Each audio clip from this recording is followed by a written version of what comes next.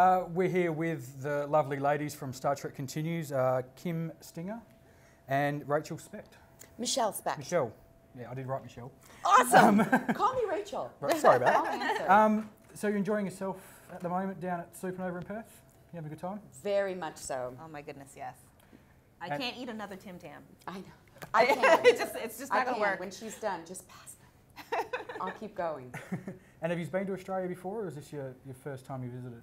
This is my first time. I'm a newbie to Australia, and I love it. I mean, seriously, I will love to come back. Please have me back. And well, the best time is to come in summer.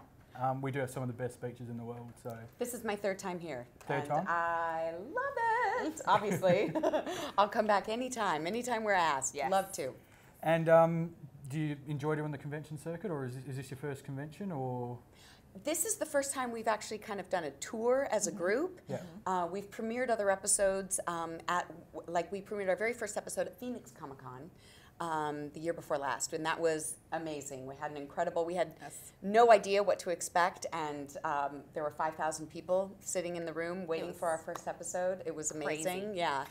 And how does it feel to be recreating such an iconic television series? it is humbling beyond perfect belief. Word. Beyond belief. When we sit and we look at the original show and the original series and think about when we were kids and would look at the screen and look up to those people, and now to have the chance to actually play. Well, you're playing characters. Lieutenant Uhura, so Yes. that's a big deal. Are you kidding me? Oh my gosh, yes. She's amazing. Yeah. And the actress who originated her, Nichelle Nichols, is amazing. Yeah. So no pressure there. No, not at all. None whatsoever. But the chance to be able to play her and to bring to life what I loved about that character, is just, it's a blessing. There's no other way to say it. Yeah. And I actually did interview Vic earlier, and he was telling me about the sets and how incredible they are, and his experience when he first walked on the set and how he had a moment. Oh, yeah. Did you guys have a moment when you walked on the set the first time? Oh, yeah, absolutely. I mean, I think anyone who loves this series and knows this series as well as Vic does, and as well as many of the people who work on it do, would have that same experience. It is as if your childhood has come to life.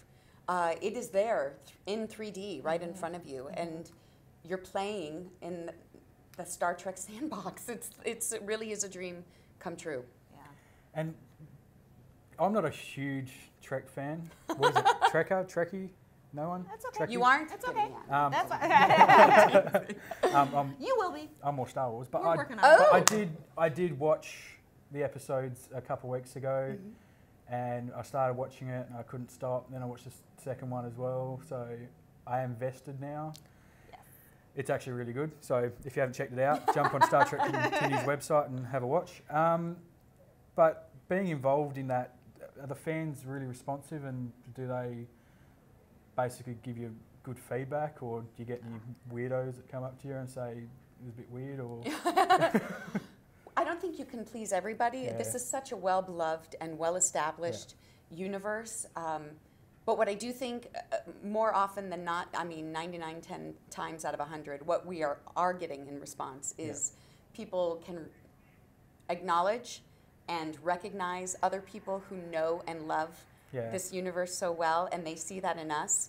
So the response, like I said, 99 out of 100 has been so incredibly receptive. Well, the show's that well done. Yes. It looks incredible. I do have to say that I think that there are a lot of people who are new to the Star Trek universe, and there really is a place for it. It's very different. Star Wars, love Star Wars. Yeah. I'm a huge Game of Thrones fan. Game of Thrones out there. I mean, but Star Trek has a very unique position. Yeah. It's not shoot 'em up, bang bang. It's not always violent. It's not.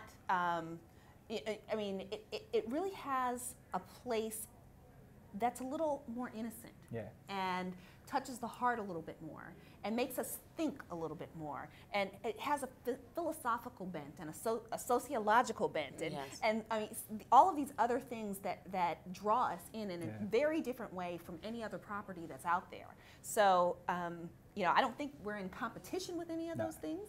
I think we're a complement, and if you're already interested in fantasy and sci-fi and technology and the future, and you're already thinking along those lines, then this is a means to kind of get introduced to Star Trek if you haven't already been introduced to it, and see it from a modern perspective and where it fits now. Well, one of the coolest things that when I was watching the couple of episodes was Lou Ferrigno pops up in an episode and plays a real hard person, like he's hardcore, and he's in green. So did you? Which is amazing. Like, we sort of met him a couple of years ago when he came to Supanova. So what was it like working with him? Oh, he's lovely. I have to tell you, Vic knows him quite well from doing these events. And actually, Vic and I spent Thanksgiving at his home with his family in Santa Monica, which was, I don't know why, but I kind of geeked out just because we know them well, and we've actually spent quite a bit of time with he and his lovely wife, Carla, and their kids. And it was just so neat. I'm like, I'm in the Hulks. Turkey! Yeah. This is amazing. But he's lovely, and he was honestly extremely excited to be able to do such a well-developed and three-dimensional role. You know, he doesn't get a chance to do those. Well, there's a scene where you guys are all sitting down having dinner. Right. And that was classic, watching that. Just sitting down watching, like being involved in that scene would have been really cool. Yeah, it was a lot of fun. So what's, like, going from, like, Bold and the Beautiful to doing something like Star Trek? Like, you know what? It's completely different. I mean, but I have to say, The Bold and the Beautiful was fun. You know, you play a nurse on The Bold and the Beautiful, you're a nurse. But going to Star Trek, this was a character that had already been established, so it was a different kind of challenge.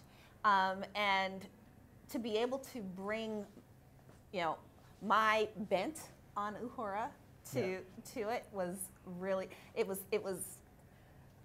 it called upon me to do some different things and to not try and emulate exactly what Nichelle Nichols was doing, but to kind of make her my own. Yeah. And I've loved it. Oh, you did that. You definitely made it your own. Thank you. Really now, you mentioned that you were a Star Wars fan, right? I don't know, and you mentioned Lou Ferrigno. I don't know if you know about all the other guest stars that were on our show. I don't know if you were able to spot them. Our very first red shirt in the first episode, who died. Yeah. Who was out on the hole with Django Jamie Bamber. With Jamie Bamber. Yeah. Apollo from BSG was our first red shirt. Cute. He died very well. So cute. He did. Yeah, he is adorable. Haven't you got a cameo from the kid who played Boba Fett? Daniel Logan. Daniel Logan, that's right. Thanks, Leif. Yeah, he was there. The name was on the tip of my tongue because we had Aaron Gray. Yes, yeah, saw Aaron Gray in it as well. We've had the voice of our computer in the Prime universe, as you know, was Marina Sirtis, is who we had who is Deanna Troi from TNG, and in the Mirror episode, because it's a male-voiced computer, of course, if you're going to have Deanna Troi be your Prime universe computer, then your Mirror universe computer has to be Michael Dorn, who plays Worf, right? Of course. So you'll probably be able to pick those out as well. Okay, well, very excited to see Michael from. Oh yes, character from the very original TOS.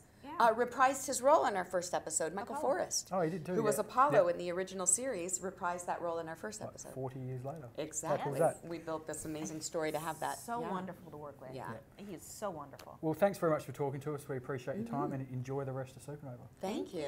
Hopefully the weather's keep not watching. too bad. Yeah. Now we got you. We're not going to let you go. No, it was really good. I enjoyed it. So. Okay, good. Thank you. Cheers. Thank you.